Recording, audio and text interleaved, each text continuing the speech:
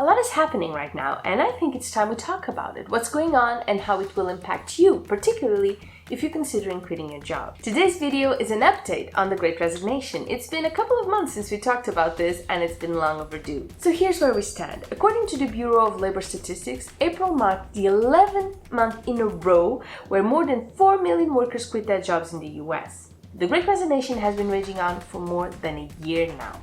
47.4 million workers quit in 2021 alone, and things don't seem to be slowing down. However, there are new players in this game that may just turn things around and return some of the power back to the employers. Or maybe not. We'll talk about that next. So why is it that people are still quitting their jobs after all this time?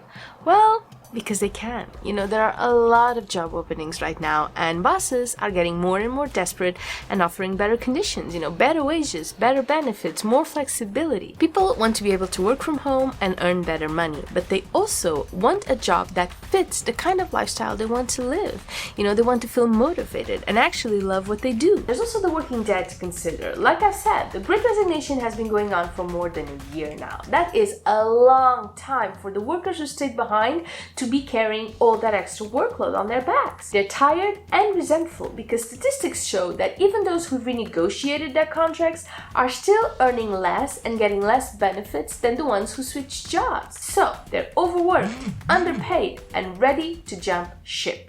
And now's the perfect time to do it, to leave their jobs and look for something better. You go, guys. The working dead, well, the skeleton crews actually deserve so much better. It's an employee job market right now, but some argue that won't last much longer due to 4 new players that have just been added to the game. Inflation, housing prices, benchmark interest rate hikes, and the possibility of a new recession. I'm talking about 4 players, but it all comes down to the same thing, really. Everything is getting more expensive, and wages are worth less and less. So, the inflation was brought on by the government pumping money into the economy with all those stimulus checks that help families and businesses all throughout the US.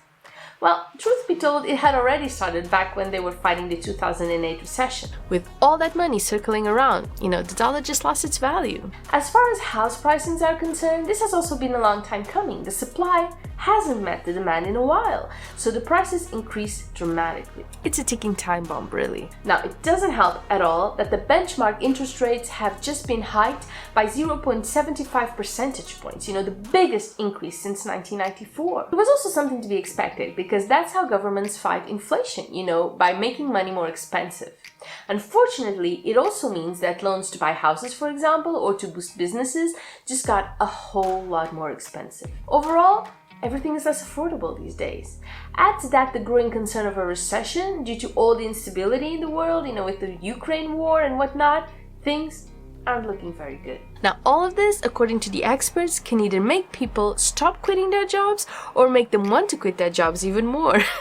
Who knew the economy could be this exciting? So, on one hand, people may start to worry about the future and be more cautious with their life choices, because you never really know what you're getting when you're switching jobs, really. I mean, sure, bosses make all kinds of promises and it all sounds lovely, but it doesn't mean it will turn out that way once you start. Better the devil you know, I guess. All these increases also mean that businesses can't afford to keep raising wages, and many were already hit hard by the pandemic and are still recovering from it. Also, there's a big part of the workers who quit during the Great Resignation who didn't switch jobs, who decided to get out of the rat race altogether, to retire early or live off savings, like the lying flatters, for example, who prefer to live a low desire, low productivity life, meaning they aren't spending a lot of money but aren't making any money either.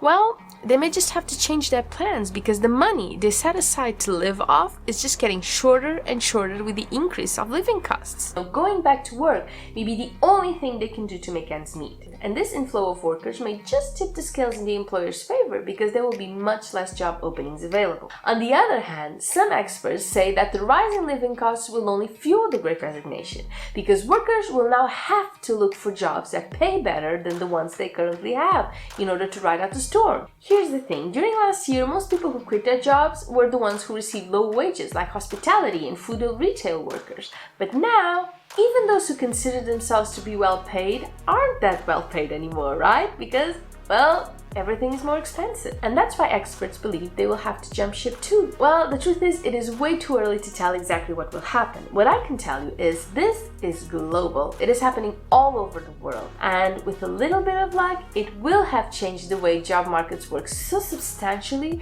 that things will never go back to the way they were before the Great Resignation hit. So, what do you think? Is the Great Resignation here to stay, or will it slow down as workers are getting hit by the increase in living costs?